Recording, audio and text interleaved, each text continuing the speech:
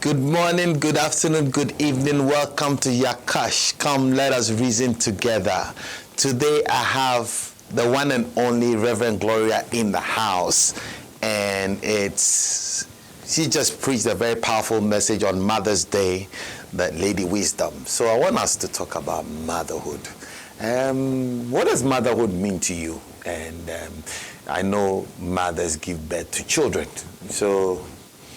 But we have mothers, spiritual mothers, and all those type of. So what does motherhood mean to you?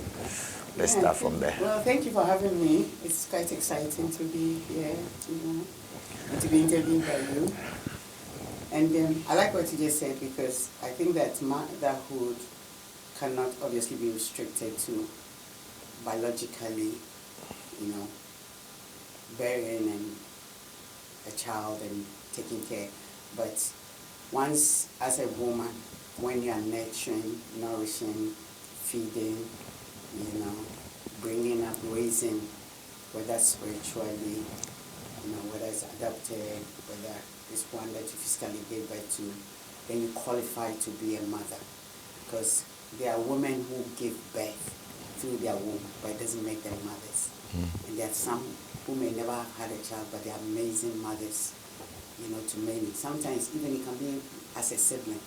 You can have an older sister or, an auntie. But then once you are nurturing and once you are nourishing, feeding, not just in terms of, chicken and rice, but feeding them with wisdom and bringing them up in the fear of God, qualify as a man. Yeah, I mean, from what you just said, we know that the dynamics of family is changing in this modern day. Before, years gone by, when they say a mother is the lady, a father is in the house, and then children.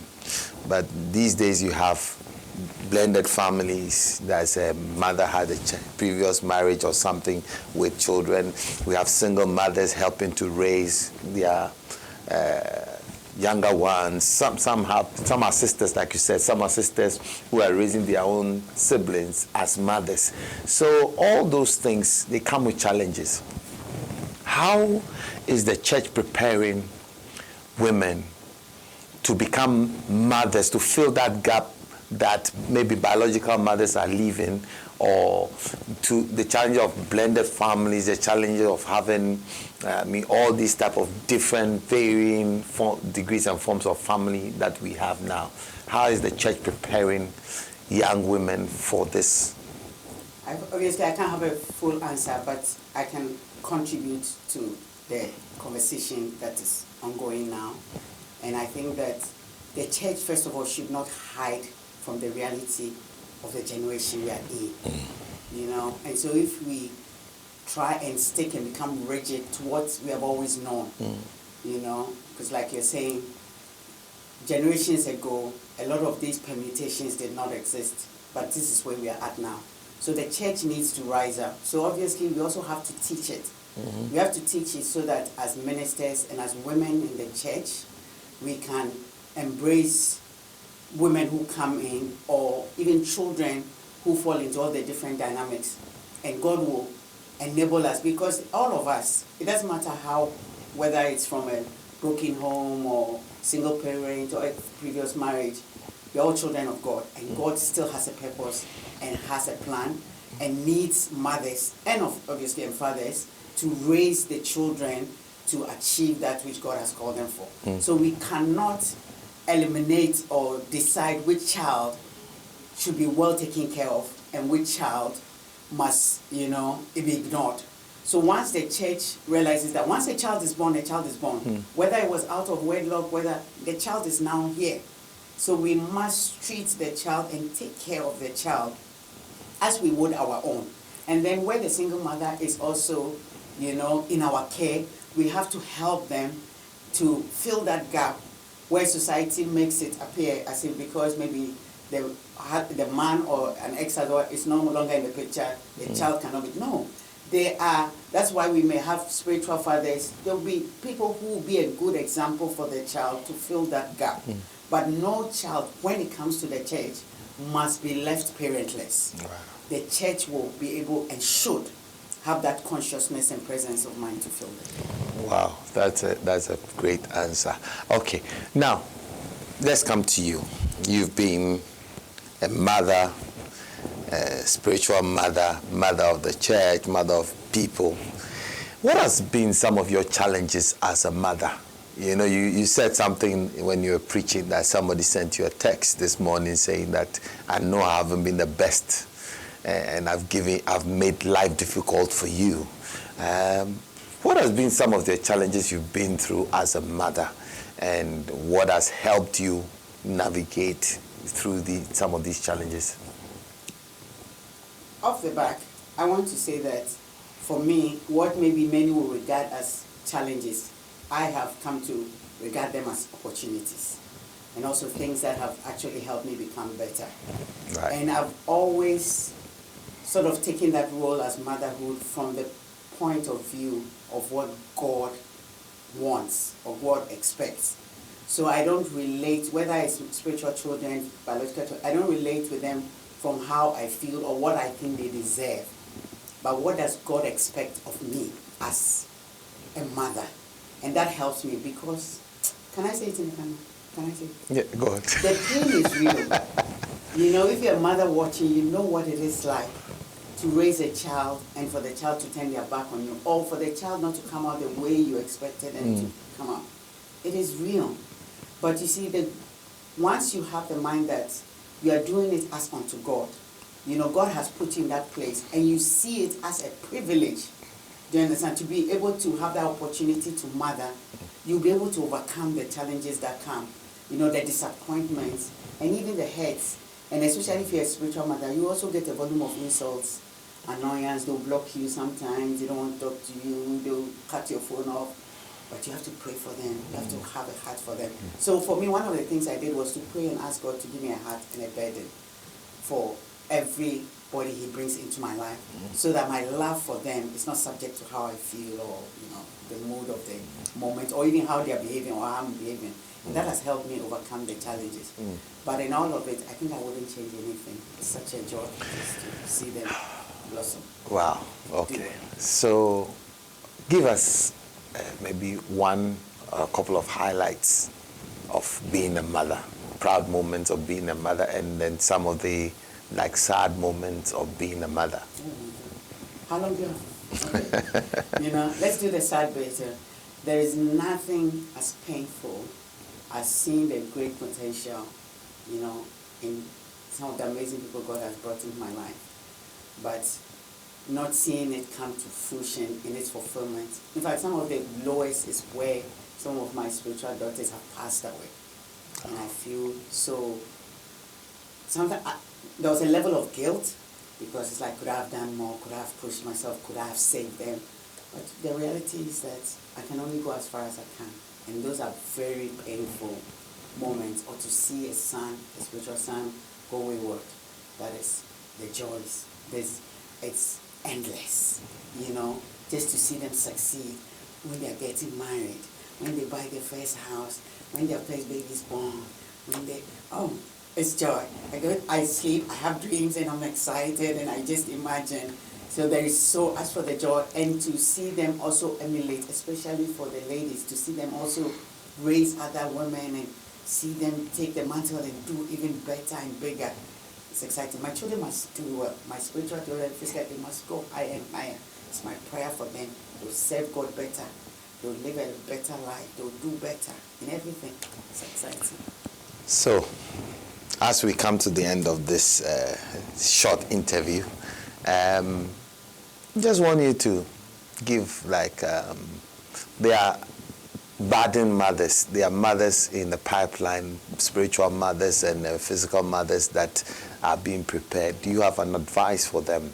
Do you have something you can say to help them to become fulfilled and accomplished mothers? Put God first. Motherhood is difficult. It drains you emotionally, physically, psychologically, mentally, spiritually. Put God first. Because when you put God first, He will renew your strength. When you put God first, He will give you wisdom. Because sometimes you don't even know what will be the best decision to take in this situation? What would be the best thing to say? Godly wisdom is the thing that you need, and it's really come from the Word of God and your proximity to God. So your prayer life, your work life, take it. It's true, you think you're going to be a mother or a wife, but that is what is most important, because then you have the heart of God, you have the mind of Christ, and you will be able to emulate it. So if there's anything I can tell you, it's not, go and prepare yourself, it's good, you read about nurturing children, read about how to put a child down, but before all of that, let your relationship with God be as strong, because you will need it in the day of adversity. The Bible says if your faith is weak or small, and it wasn't even there at all. Well, sadly, it's come to the end of our quick session with Reverend Gloria. But before we go, I wanted to find out from you, as you've been a missionary, you've been a church mother, you've been a first lady, even though nobody calls you that. You've been the first lady. I only saw it on a page somewhere, and I told them to move it because you always have to be real. You've been a mother of pastors, a mother of maybe churches and all that. What are some of the things that the challenges you've had? Like difficult situations you've had, and what helped you to overcome them? I think it's a passing final question. I think the one thing that just pops up is loneliness and isolation. And I guess in life, in everything, as you're growing up, you get smaller. So your sphere of friendships and everything. But especially when it comes to being a missionary and being somebody, like you were just saying that, a mother of this. So now the example that you have to set, and making sure that, and always remembering that others are imitating or following, not everything, but there may be something that they like or something that they have seen, and to have a level of authenticity behind closed doors, and,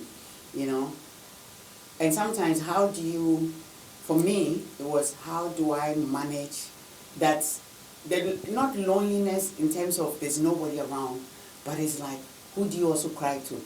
You understand? Who do you also go to and say I'm struggling? But the good thing is that I also have a husband who is also my pastor, and my mentor. And so I'm able to offload. Even if it's women things and he doesn't understand, you will pretend and then you will listen. So that has really helped. And as time has gone on, God has also brought me spiritual mothers that have been helpful that I can. But I think for me the greatest challenge has been that level of going to a new place, starting a church, and not knowing what will become, and having children. How will my children settle in this land, in this country, in this city? That has always been a challenge, and to see them struggling to settle in, But everyone and the next makes things easier, and you see God's faithfulness, and at a point you know that God is going to do it anyway. And you said something, I can't remember which country we're in, that if it doesn't work, the shame comes on God, and God can never be put to shame. So yeah, okay, shouldn't take it so serious. It's not about us, it's about Him. So that has helped a lot to get through it. Okay, so I think this one is real finishing. So this is a real finishing. It's been fantastic. I mean, we can go on and on. I can talk to you on and on and on and on. But I think this has been great for all of us. For mothers, I want to say thank you for coming to spend time with us in Yacach. It's been great. So this has been your host, Pastor Chris from Andoh Ministries. We have our books. I'm sure it's rolling on down there. You can see the books. We have Contagious Church. We have Wisdom, Four Little Creatures, Part 1 and 2, Before You Jump. And there's another book coming in the pipeworks. Just look out for it. So before we say anything, I just want you to be part of this place. Make sure that every Wednesday you tune in, you subscribe, and you put the bell icon on so that anytime our segment comes on, you hear it. So thank you for joining us. Thank you for being here. Shalom, peace. God bless.